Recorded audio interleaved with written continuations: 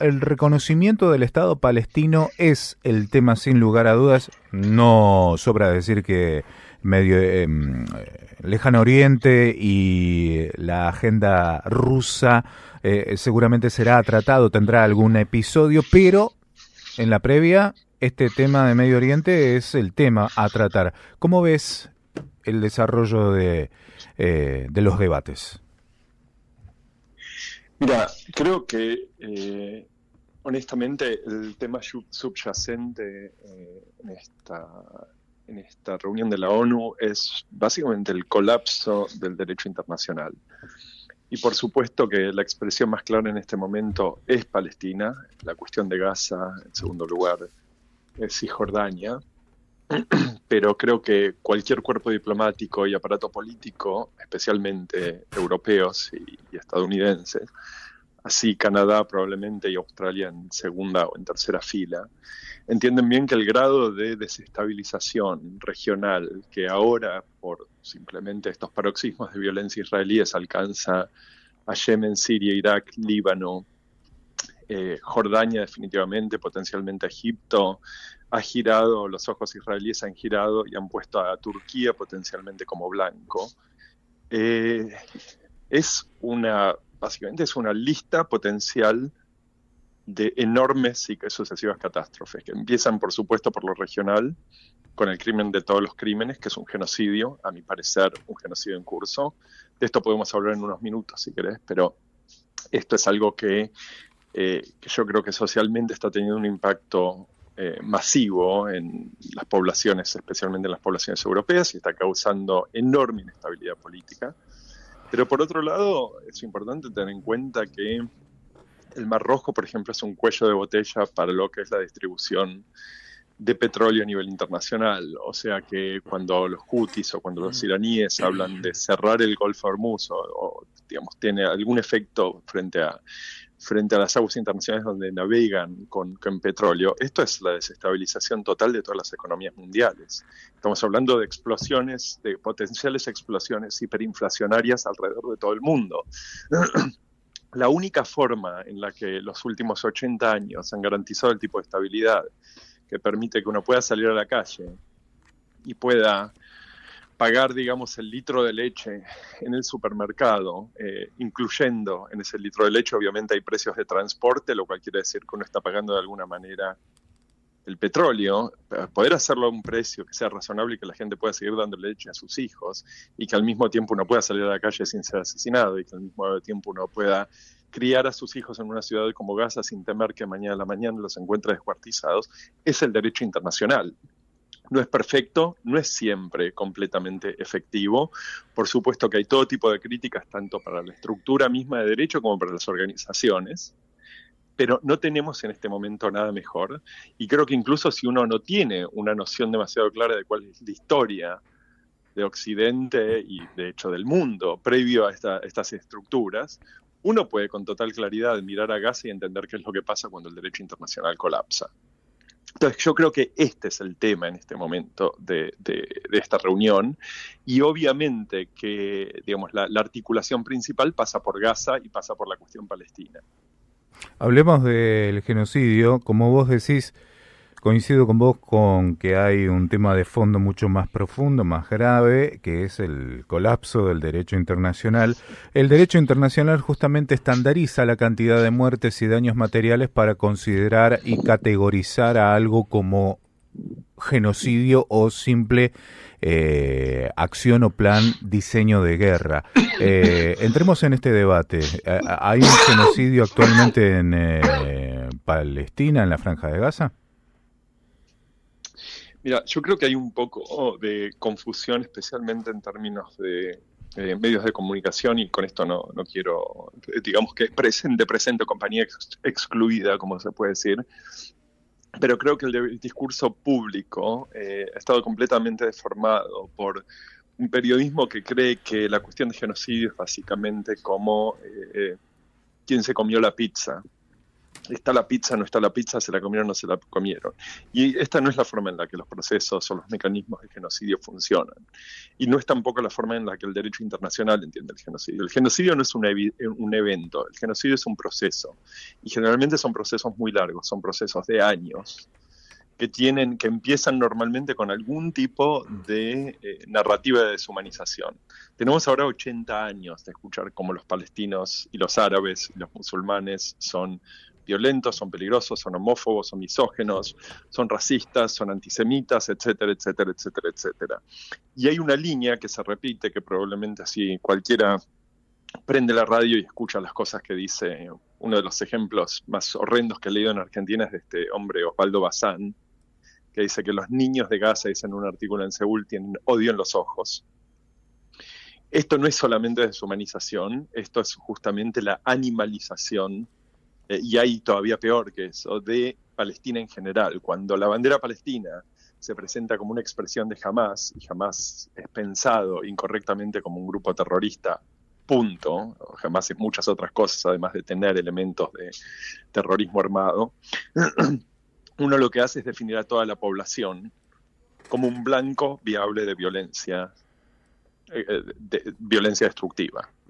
Entonces, ese proceso es el proceso de genocidio. Los episodios que hacen un genocidio son episodios que se tienen que repetir, que tienen que sistemáticamente llevarse adelante. Pero el derecho internacional, que está basado sobre la idea de el tratado de punición, pero más importante de prevención del genocidio, entiende, como todo, digamos, cualquier persona que entiende en qué consiste la prevención, incluso cualquiera que le dé una vacuna a su hijo, o cualquiera que le pida a sus hijos que cuando entran a casa se laven las manos, porque se pueden enfermar si tienen bacterias en las manos, se entiende que las cosas, en el momento que hay que curar a un chico que se enfermó porque comió algo que no debía, la prevención ya es demasiado tarde para la prevención.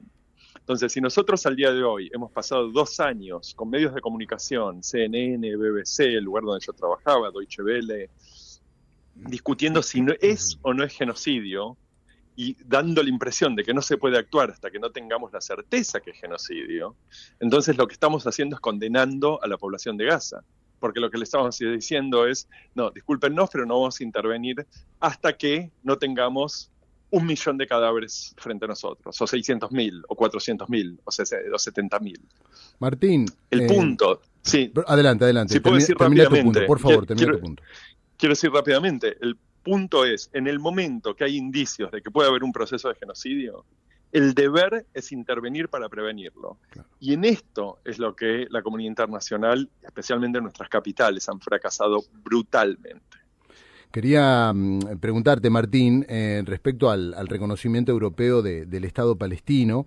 Reino Unido, Canadá, Australia, Portugal, Bélgica, Luxemburgo, Malta, Andorra, San Marino, ya son 9 los estados que reconocen a Palestina precisamente, o exigen reconocer a Palestina como un estado.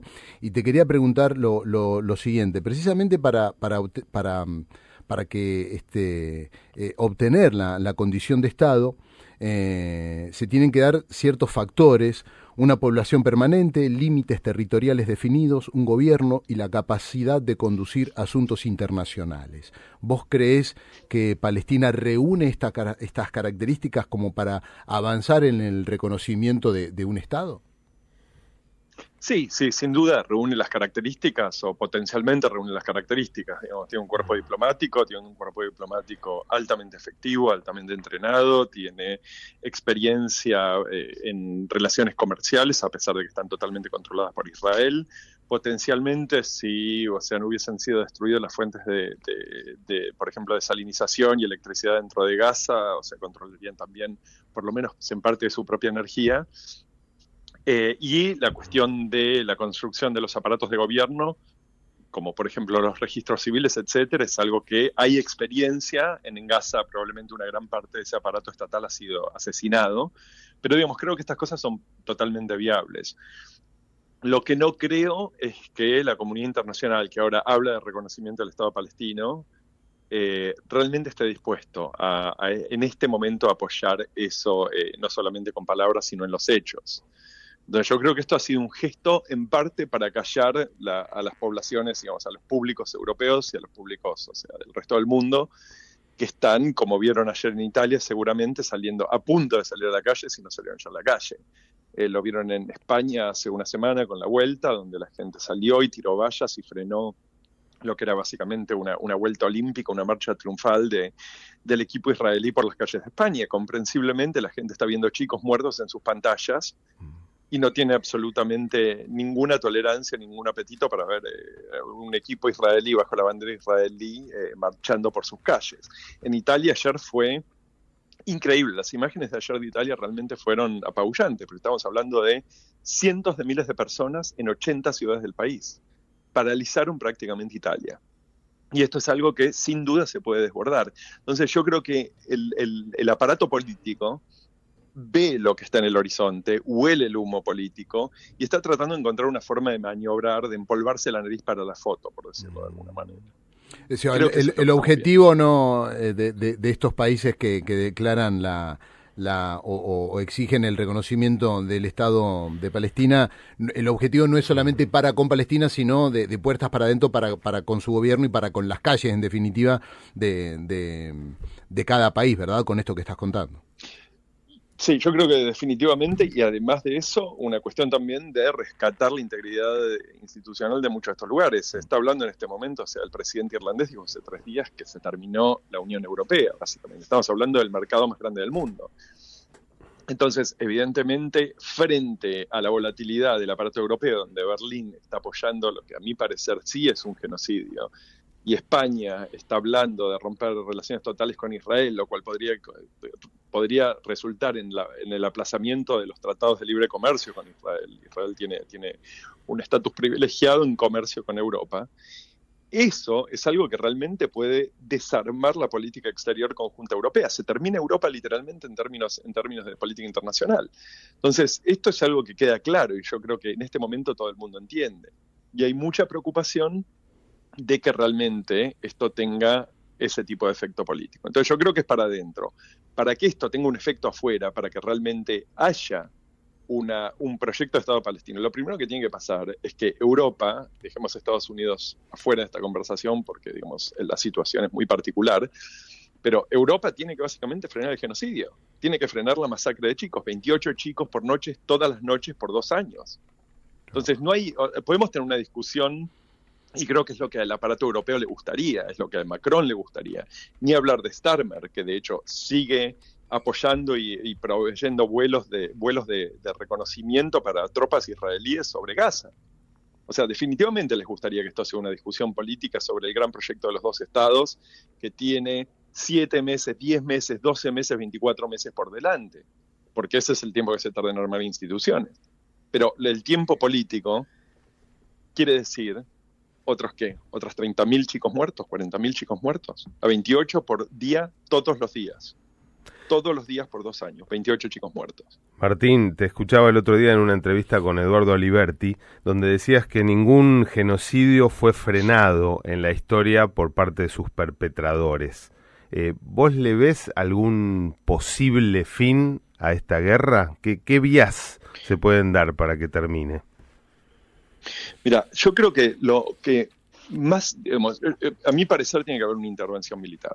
Y esa intervención militar tiene que empezar seguramente en Gaza, probablemente desde el frente egipcio, si no desde el agua del Mediterráneo. En los últimos días se anunció un ejercicio conjunto marítimo entre Egipto y Turquía, que es el primero creo que en 25 años, y habla específicamente de presencia militar en zona donde están operando las tropas israelíes, porque esto es en el este del Mediterráneo. Nadie sabe exactamente en qué se puede tornar eso. En principio creo que podemos decir que nada, porque los estadounidenses están muy, muy interesados en que Turquía no mueva los dedos. Turquía es el segundo ejército más grande de la OTAN. Pero frente a la presión y frente a las imágenes que se repiten, ni hablar si hubiese un tipo de ataque contra la flotilla Sumud, porque todo el público europeo, lo está mirando. Una de las cosas que las amenazas contra la flotilla hacen es empujar la idea de que puede haber un mecanismo de escolta militar para la flotilla. Eso pondría a naves militares europeas, potencialmente turcas y egipcias, directamente frente a los cañones israelíes. La pregunta acá sería quién parpadea primero. Y digamos, uno quisiera pensar que en ese momento los israelíes se retirarían. Pero es muy difícil, perdón, pero es muy difícil de saber. Lo que sí es que en ese tipo de situación, lo que tendríamos sería el principio, por lo menos, de una expresión de fuerza. Alguien estaría sacando músculo frente a los israelíes. Hay dos formas en las que terminan los genocidios. La primera es con una intervención militar que lo frena, la segunda es con la exterminación total. Pero no hay precedente para que alguien una mañana se levante, después de haber asesinado, uno de los cálculos ahora es de más de 500.000 de personas en Gaza masacradas, que se levante una mañana y diga, ups, me equivoqué. Eso no existe, no hay precedente alguno. Y yo creo que en tanto no hay ningún tipo de cambio, el aire político dentro de Israel es totalmente uniforme, a pesar de que hay claramente oposición, pero es muy, muy marginal. Creo que lo único que podemos esperar es algún tipo de intervención militar que empiece tal vez con algo que parezca tan inocente como proteger a la flotilla. Yo sé que hay en este momento, no solo me consta, sino que es de público conocimiento en Europa, que hay políticos de la centro izquierda a la izquierda que ahora están pidiendo que se active lo que se llama un mecanismo de control y seguimiento en aguas del Mediterráneo, que es básicamente desplegar inteligencia y controles militares con drones, etcétera, para la flotilla, lo cual es un paso previo a algún tipo de despliegue militar.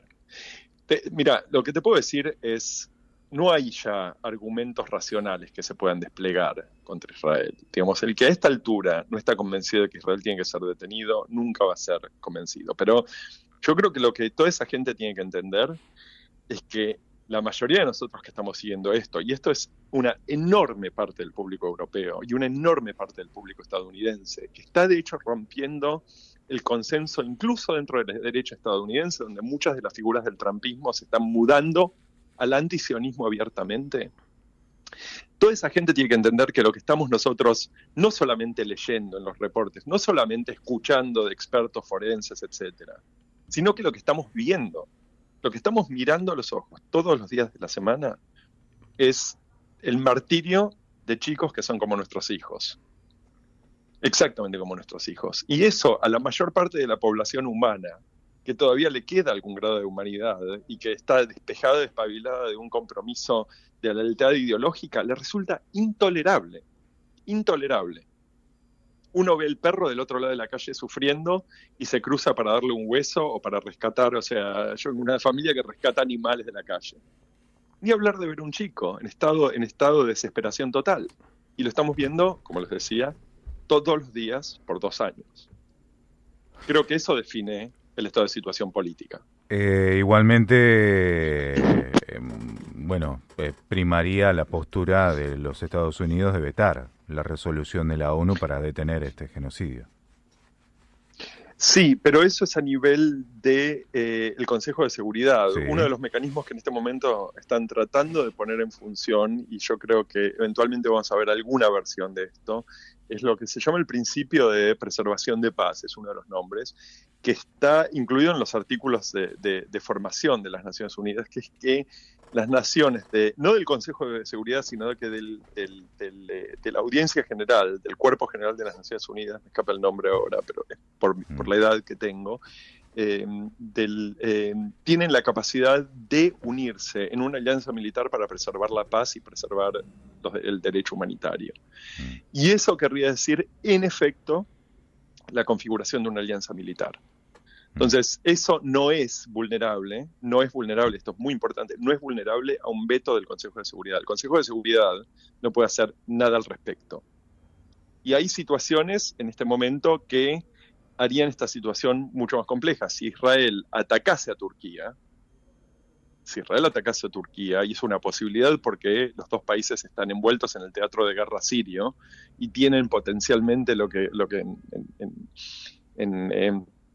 en defensa se llama una línea de contacto. La línea de contacto no está establecida porque los turcos están en el norte y los israelíes en el sur, pero potencialmente puede haber una línea de contacto.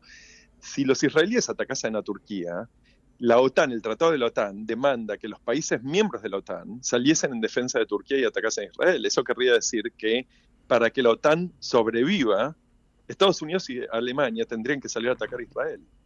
Si Israel ataca a Turquía, yo lo que casi que puedo afirmar es que ese sería probablemente el principio del final de la OTAN, porque no hay forma alguna de que Alemania y Estados Unidos vayan a salir a defender a Turquía contra Israel. Pero eso quiere decir también que Turquía probablemente saldría de la OTAN, y ese es el segundo ejército más grande de la OTAN. Tiene una presencia geoestratégica en todo lo que son no solamente Medio Oriente, sino hacia el Cáucaso del lado ruso, proyectado hacia el Cáucaso, no solo en Azerbaiyán, y proyectado hacia Europa. Turquía geoestratégicamente es probablemente el centro de todo ese rompecabezas. Entonces los precios políticos, geopolíticos, geoestratégicos y en política nacional son altísimos, altísimos. Yo trabajo en esto hace 20 años y puedo decir con la mano en el corazón, que nunca he visto una situación como esta. Martín, te agradecemos muchísimo la posibilidad que nos has dado de poder conversar con vos. Que tengas buen día. Muchísimas gracias. Un gusto. A ustedes también.